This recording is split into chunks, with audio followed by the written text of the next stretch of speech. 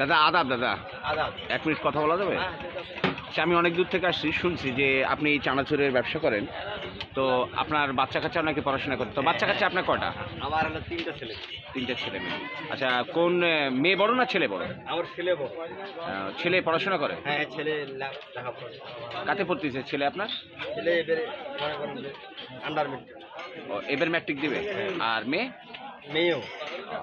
আচ্ছা, মোটামুটি আপনার 3টে ছেলে মেয়ে নাকি? হ্যাঁ, হ্যাঁ। তো এই চানাচুরের ব্যবসা করে কি আপনার সংসার চলে? চলে ভাই, চলে। আচ্ছা, আপনি প্রতিদিন মানে কত আয় করেন এই চানাচুরের ব্যবসা করে? কত আয় করেন? 50। মাসে 50,000 আসে, মানে দিন গেলে আপনার 1,000-2,000 টাকা আয় আসে। তো এই চানাচুরের ব্যবসা আপনি কত বছর থেকে করতেছেন? 30 বছর। আচ্ছা, এটা কি আপনার বাপদাদার আমল থেকে? হ্যাঁ, বাদদার আমল থেকে। আচ্ছা দাদা, চানাচুর আমি একটু বাকি নিতাম, বাকি দেওয়া যায় না? আচ্ছা দাদা, আমি তো অনেক দূর থেকে আসছি, আমার কাছে তেমন কোনো পয়সা নাই, তা আপনার এই চানাচুর আমি একটু বাকি নিতাম, 100-150 টাকা দেওয়া যাবে? হ্যাঁ, দেওয়া যাবে। দেওয়া যাবে? আচ্ছা, এই বাকি যারা নেয় এটা তারা কি দেয়? হ্যাঁ, দেয়। দেয়? আচ্ছা দাদা, 100 টাকা তাহলে আমাকে চানাচুর দেন আপনি। আচ্ছা।